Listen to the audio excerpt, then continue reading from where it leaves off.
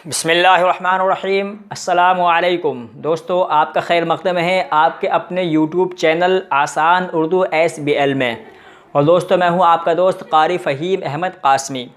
मेरा अज़ीज़ दोस्तों, इस्तग़फ़ार करना अल्लाह ताला को बेहद पसंद है। और जो बंदा इस्तग़फ़ार या बंदी इस्तग़फ़ार करती है, अल्लाह ताला उसे पसंद करते हैं और उससे मोहब्बत करते हैं।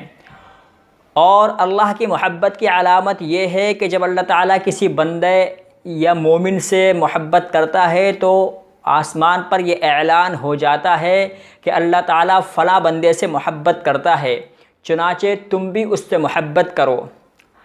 और हदीस में बहुत लंबी तफसील है, मैं उसमें जाना नहीं चाहता, लेकिन आपको मैं चंद बातें बता देता हूँ कि जब अल्लाह ताला किसी बंदे से मोहब्बत करने का इरादा करता है, किसी बंदे से मोहब्बत करता है, तो सबसे पहले उसको दीन की समझ देता है। एक हदीस का मफ़हूम हुआ। दूसरी हदीस में यह है कि जब अल्लाह ताला किसी बंदे से मोहब्बत करता है तो आसमान पर ऐलान कर देता है और जिब्रील से फ़रमाता है, ए जिब्रील, मैं फ़लाँ बंदे से मोहब्बत करता हूँ, लिहाजा तुम भी उससे मोहब्बत करो। तो जिब्रील अलैहिस्सलातु वस्सलाम भी ख़ुद उससे मोहब्बत करने लगते हैं। फिर इसी तरह जिब्रील जो है आसमान पर ऐलान करते हैं कि ए फ़रिश्तों, अल्लाह ताला फ़लाँ बंदे से मोहब्बत करता है, फ़लाँ बंदी से मोहब्बत करता है, मैं भी करता हूँ, लिहाजा तुम सब भी फ़लाँ बंदे या बंदी से मोहब्बत करो। तो वो सारे फ़रिश्ते जितने भी आसमान में होते हैं और ज़मीन में होते हैं, सारे फ़रिश्ते उस बंदे और बंदी से मोहब्बत करने लगते हैं। और दुनिया की तमाम मखलूक उस बंदे या बंदी से मोहब्बत करती है जो अल्लाह ताला से इस्तग़फ़ार करता है, तौबा करता है।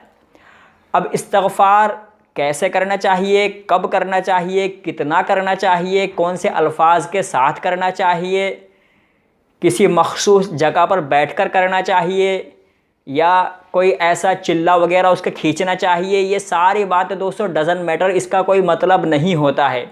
इस्तग़फ़ार आप हर जगह हर हाल में कर सकते हैं, बशर्ते कि कोई ऐसी जगह ना हो जहाँ पर नापाक वगैरह जगह हो या ममनू जगह होती, जैसे बैतुल खला वगैरह। इसकी मैं आपकी मिसाल दे देता हूँ। उसके बाद में आप बहरहाल इस्तग़फ़ार आप हर हालत में, हर सूरत में कर सकते हैं, चाहे वो आप नमाज़ों के बाद में करें, चाहे आप चलते फिरते करें, अपने काम काज में रहकर करें। दोस्तों, आज की वीडियो में मैं आपको उस वाक़े की तरफ लेके चलता हूँ कि एक शख्स का वाक़या मैं इस वीडियो में आपको सुनाने वाला हूँ। बहुत मुख्तसर सा वाक़या है।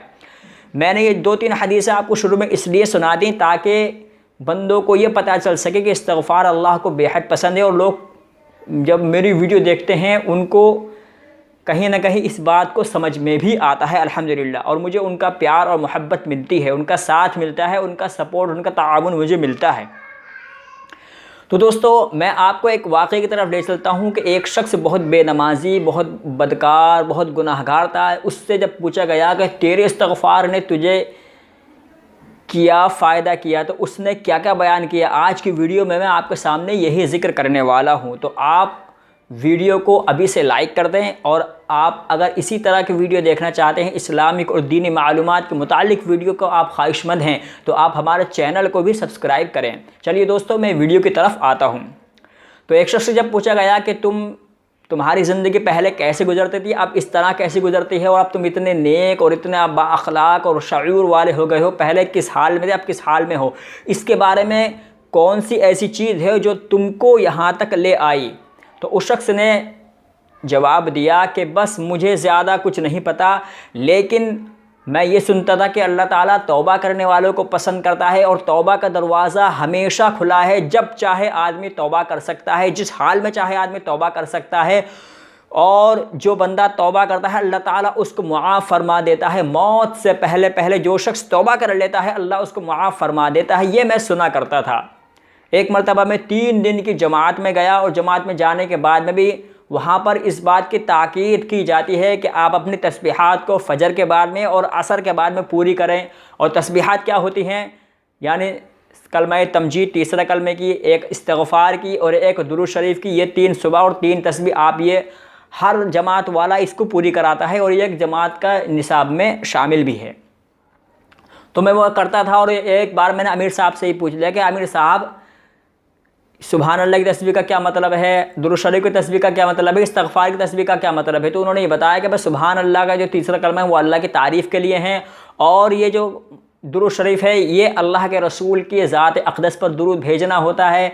और जैसा कि आपका हक़ है सल्लल्लाहु अलैहि वसल्लम, जैसा कि आपका हक़ है सल्लल्लाहु अलैहि वसल्लम, और इस्तग़फ़ार से बंदों के गुनाह माफ़ होते हैं। तो मुझे बस इतना पता था कि मैं इस्तग़फ़ार करने लग गया, और अल्लाह ने मुझे उस इस्तग़फ़ार की बरकत से ऐसा नवाज़ा कि अल्लाह ताला ने मेरी तमाम की परेशानियों को दूर फरमा दिया, तमाम मसाइल को मैंने हल कर दिया। और आज अल्हम्दुलिल्लाह जहाँ मैं बेनमाज था, आज अल्हम्दुलिल्लाह नमाज़ों की पाबंदी करता हूँ, और मेरी तहज्जुद भी अब क़ज़ा नहीं होती। तो दोस्तों, इस्तग़फ़ार करने से अल्लाह ताला बंदों की सुनता ज़रूर है, ख़्वाह उसमें कुछ देर दरकार हो जाए। आज अब भी बहुत से लोग मेरी वीडियो देखते हैं और मुझसे सवालात करते हैं, तरह तरह के लोग सवालात करते हैं, और सारे मैं एक अपने चैनल पर एक मैं सेशन बनाने वाला हूँ कि हफ़्ते में एक मरतबा, खा वो जुमे का दिन हो या इतवार का दिन हो, रात में 9 बजे के बाद में मैं लाइव आऊँगा, और आप लोग अगर आप चाहें तो मुझसे सवाल जवाब कर सकते हैं लाइव आने के बाद में।